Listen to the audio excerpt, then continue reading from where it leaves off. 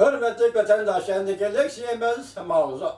Mavzu koyuştun birinci isla, 2019 yıl 6. ayının 30. günü, heptigi yakşembe. Mavzumunda Prezident Trump, Xi Jinping bilen intayin yaxşı söhbet ötkazdım dep görsetdi. Mavzulu haber 6. ayının 29. günü Amerika Ovazlı'nın Xitay programımız ilan kılındı. Haber mındak başlandı.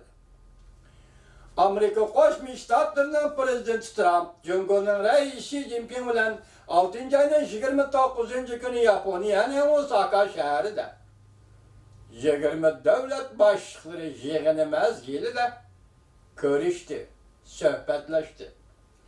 Prezident Trump suhbatdan keyin muxbirlarga mundaq bayon qildi.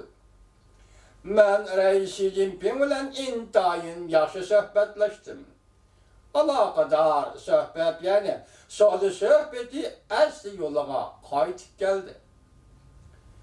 Lekin Prezident Trump ikki tarafning har qanday bir kelishim imzolamaganligi to'g'risida bir nima demadi. Prezident Trump bilan Xi Jinping suhbat boshlanishdan burun ayrim oldin nutq e'lon qilib, munosabatni yaxshilaydiganligini ümit qiladiganligini bildirishdi. Prezident Trump mundaq ko'rsatdi. Bizning nihoyat yaxshi munosabatimiz bor. Yani reis Xi Jinping bilan. Biz savdo tijoratda barobarlikni, tenglikni izlashgan tirishchilik ko'rsatyapmiz.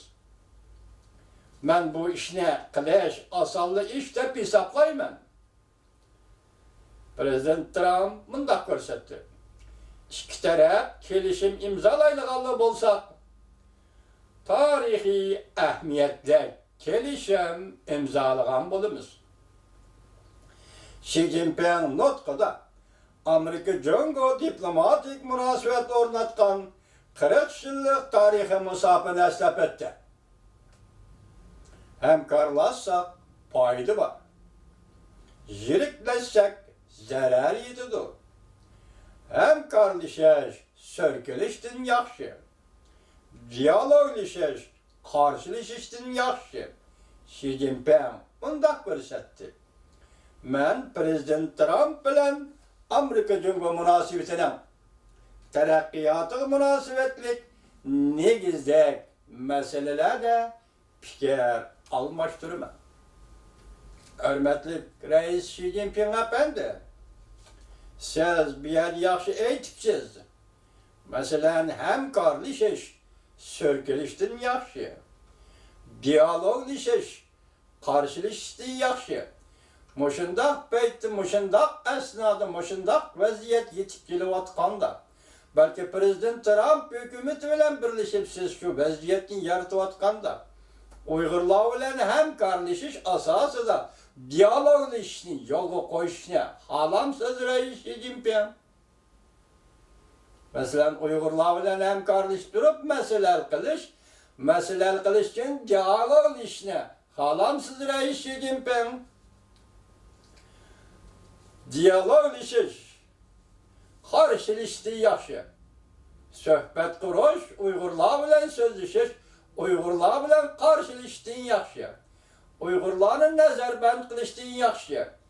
Uygurlarning vaqtini tirik turg'izib operatsiya qilib böreklerini elib setib dollar tepishdan yaxshi. Reis Xi Jinping, siz bu yerda hamkorlashish bilan diyaloglaşishni kimga qartatyapsiz reis Xi Jinping? Amerika Qo'shma Shtatlari albatta shunda. Amerika Qo'shma Shtatlaridan azaldan tortib har qanday masalalar hal qilgan vaqtda ko'z qarashimiz shunda. Diyaloglashish, hamkorlashish. Undaqda siz Amerika Qo'shma Shtatlari prezident Trumpga qaratgan siyosatingizda o'xshashli Uyg'urlarga, bugungi kunda Uyg'urlarga shunda qaratishingizda talab qilamiz Xi Jinping. Yana ustiga siz debsizki, men prezident Trump bilan ikki davlat munosabatining taraqqiyotiga bog'liq barliq masalalarda yoki negizlik masalalarda fikr almashtirishni xohlayman. Bugünkü gündü savdo ticaretten başka diplomatiya sahasında Amerika Koşmuş Ştatları bilen çünkü oturusundaki mesele Tayvan meselesi, diplomatiyadi Şangay meselesi, Şincan meselesi, Tibet meselesi. Şincan meselesi yani. Mustemlike Uyguristan meselesi.